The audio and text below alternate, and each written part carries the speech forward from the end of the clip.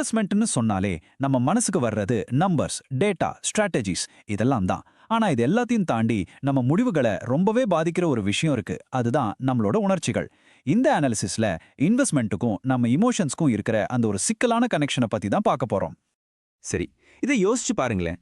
நீங்க என்னைக்காவது ரொம்ப கோவமாவோ இல்ல ரொம்ப சந்தோஷமாவோ இருக்கும்போது ஒரு முக்கியமான முடிவு எடுத்திருக்கீங்களா? இது நம்ம எல்லாருக்கும் பொதுவா நடக்கிற ஒரு விஷயம்தான். நம்ம அன்றாட வாழ்க்கையில நடக்கிற அதே விஷயம்தான் நம்ம நிதி சம்பந்தமான முடிவுகள்லயும் நடக்க வாய்ப்பு இருக்கு. அதே கோவம், அதே சந்தோஷம், இது மாதிரியான உணர்ச்சிகள் ரொம்பவே பிரஷர் அதிகமா இருக்கிற ஸ்டாக் மார்க்கெட்ல நம்ம முடிவுகளை எப்படியெல்லாம் மாத்துது. வாங்க அதை பத்தி தான் இப்ப ஆழமா பார்க்க போறோம். முதல்ல நாம பார்க்க போறது முதலீட்டாளர்களை பாதிக்கிற ரொம்பவே சக்தி வாய்ந்த ஒரு உணர்ச்சி, பயம். குறிப்பா மார்க்கெட் சரியும் போது நம்ம மனசுல ஏற்படுற அந்த ரியாக்ஷன் பத்தி தான் பார்க்க போறோம். யோசிச்சு பாருங்க, மார்க்கெட் திடீர்னு சரியுது, ஸ்கிரீன் முழுக்க சிவப்பா தெரியுது. அப்போ சுவாபாவிகமா நம்ம மனசுல என்ன வரும்? பயம். இந்த பயம் கொஞ்சம் கொஞ்சமா பீதியா மாறி நம்ம மூளைக்கு ஒரு சிக்னல் அனுப்பும், ஐயோ உடனே ஏதாவது பண்ணி ஆகணும்னு. இந்த பயத்தோட விளைவா வர்ற ஒரு முக்கியமான நடத்தை தான் பேனிக் செல்லிங். அதாவது டேட்டாவையோ லாஜிக்கையோ பார்க்காம முழுக்க முழுக்க அந்த பயத்தினால மட்டுமே நம்ம முதலீடுகளை விற்கிறது. உண்மையில இது வெறும் இன்வெஸ்ட்மெண்ட்ல மட்டும் நடக்கிற விஷயம் இல்ல. முழுசா தகவல் தெரியறதுக்கு முன்னாடியே ஒரு விஷயத்துக்கு ரியாக்ட் பண்றதுங்கிறது ஒரு பொதுவான மனித குணம்தான்.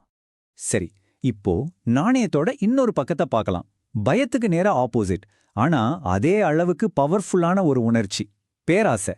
மார்க்கெட் ஏறிட்டு இருக்கும்போது இது எப்படி வேலை செய்யுதுன்னு பார்க்கலாம். மார்க்கெட் நல்லா ஏறிட்டு இருக்கும்போது என்ன ஆகும்? பயத்துக்கு பதிலா ஒரு விதமான உற்சாகமும் பேராசையும் வரும். மத்தவங்கெல்லாம் லாபம் பார்க்கறாங்க, நம்ம மட்டும் இந்த வாய்ப்பை விட்டுடுவோமோன்னு ஒரு பயம் வரும். இதுதான் ஃபோமோ, அதாவது ஃபியர் ஆஃப் மிஸ்ஸிங் அவுட்னு சொல்றோம். இந்த தொடர்ச்சியான வெற்றிகள் என்ன பண்ணும்னா ஒரு விதமான ஓவர் கான்ஃபிடன்ஸை கொடுத்துரும். நம்மளால மார்க்கெட்டை கணிக்க முடியும்னு ஒரு எண்ணம் நம்மளோட ஒரிஜினல் பிளான் எல்லாம் மறந்துட்டு தேவைக்கு அதிகமா ரிஸ்க் எடுக்க வைக்கும். இதுக்கு ஒரு சிம்பிளான உதாரணம் சொல்லணும்னா, சூப்பர் மார்க்கெட்ல பில்லிங் கவுண்டர்ல நிக்கும்போது அங்க இருக்கிற சாக்லேட்டை டக்கும் எடுத்து போடுறோம் இல்லையா, அது தேவைக்காக இல்ல, அந்த நேரத்துல வர்ற ஒரு உந்துதலால தான். அதே மாதிரி தான் இதுவும். ஓகே, இப்போ நாம பயம், பேராசை ரெண்டையும் பத்தி பேசிட்டோம். இப்போ ஒரு திட்டமிட்ட முடிவுக்கும் உணர்ச்சி வசப்பட்டு எடுக்கிற முடிவுக்கும் என்ன வித்தியாசம்னு ஒரு விஷுவல் மூலமா பார்க்கலாம். அப்போதான் இன்னும் தெளிவா புரியும். இங்க பாருங்க, இது ஒரு டிசிப்ளின்டு பிளான். மார்க்கெட் மேலையும் கீழையும் போனாலும் இவங்களோட முடிவுகள் ஒரு நேர்கோட்டுல ரொம்ப நிலையா இருக்கு. ஏன்னா அவங்க ஒரு ப்ரீடிஃபைன்டு ஸ்ட்ராட்டஜியை ஃபாலோ பண்றாங்க.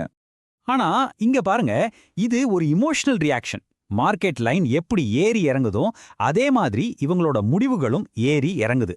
மார்க்கெட் மேல போனா சந்தோஷம், கீழே வந்தா பீதி. இது ஒரு ரோலர் கோஸ்டர் ரைட் மாதிரி ரொம்பவே நிலையற்றதா இருக்கும். சரி, இவ்ளோ நேரம் பேசினதுக்கு அப்புறம் நம்ம முக்கியமான ஒரு கேள்விக்கு வரோம். அப்போ நம்மளோட இலக்கு என்ன? உணர்ச்சிகளே இல்லாம ஆக்குறதா, இல்ல வேற ஏதாவது இருக்கா? முதல்ல ஒன்னு புரிஞ்சுக்கணும், உணர்ச்சிகள்ங்கிறது ரொம்பவே இயல்பானது. அதை நம்மால தவிர்க்கவே முடியாது.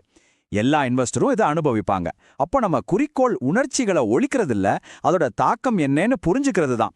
இந்த விழிப்புணர்வு வந்துட்டாலே போதும், ஒரு உணர்ச்சி வசப்பட்ட தூண்டுதலுக்கும் ஒரு லாஜிக்கலான முடிவுக்கும் நடுவில் இருக்கிற வித்தியாசத்தை நம்மால உணர முடியும். ஏன்னா உணர்ச்சி வசப்பட்டு எடுக்கிற முடிவுகள் பெரும்பாலும் நம்ம ரிஸ்கை அதிகப்படுத்தும்.